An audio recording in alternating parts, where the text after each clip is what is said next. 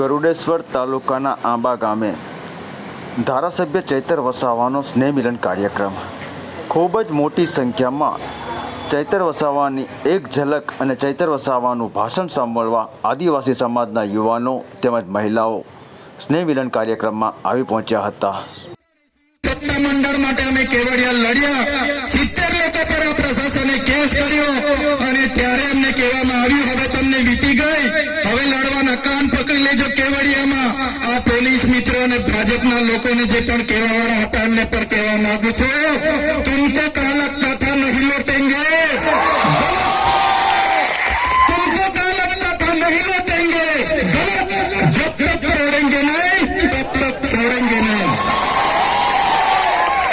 મને આનંદ થાય છે, અમારા યુવાન જાગી ગયા છે, અમારા વડીલો એક થઈ ગયા છે, અમારી માતા બહેનો હવે જાગી ગઈ છે। હવે અમે એકલ દોકલ નથી, અમે આજે એક થવા જઈ રહ્યા છે।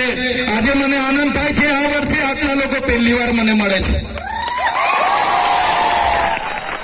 ત્યારે સાથીઓ, આઝાદીના 78 વર્ષ થઈ ગયા, સરકાર અમૃત મહોત્સવ અમૃતકાળના રથ કાઢીને ફરે છે, બ્રાન્ડિંગ કરે છે, મોટા મોટા બેનરો પ્રચાર કરે છે, પ્રસાર કરે છે, અમૃતકાળ મનાવે છે। ત્યારે સરકારને અમે કહેવા માંગીએ છીએ, આજે પણ અમારો સમાજ આજે તમારા પર ભીખ માંગે છે। આદિવાસી આ ધરતીનો આ દેશનો માલિક છે, મૂળ માલિક આદિવાસી છે અને આજે મૂળ માલિકને તમે મજદૂર બનાવી દીધા છે। ત્યારે આદિવાસી એસટી એસસી ઓબીસી માઇનોરિટીને પણ હું કહેવા માંગુ છું, આપણા સંવિધાનિક અધિકારો જાણો, બંધારણીય અધિકારો જાણો। આ દેશના આપણે મૂળ માલિક છે, એ હું નથી કહેતો, આપણું બંધારણ કહે છે, એ હું નથી કહેતો, બંધારણના આર્ટિકલ 243 ક કહે છે કે આદિવાસી આ દેશનો મૂળ માલિક છે। સુપ્રીમ કોર્ટ કહે છે કે આદિવાસી આ દેશનો મૂળ માલિક છે। આજે આદિવાસીની હાલત તમે જોઈ લો।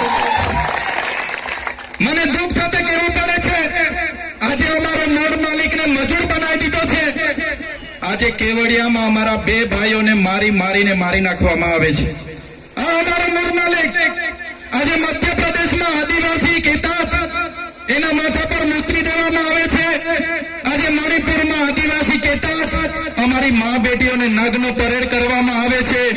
ત્યારે હવે સરકારોને કહેવા માંગીએ છીએ, હવે અમે આવેદન નિવેદન જિંદાબાદ મુર્દાબાદ નથી કરવાના, અમને અલગ ભીલ પ્રદેશ આપી દો, નહીં તો લડાઈ અને હડતાળની થવાની છે। અમારા લોકો સાથે ભેગા નથી થવા દેતા, અમને ખોટા કેસો કરીને અમને પણ જેલોમાં મોકલવામાં આવે છે।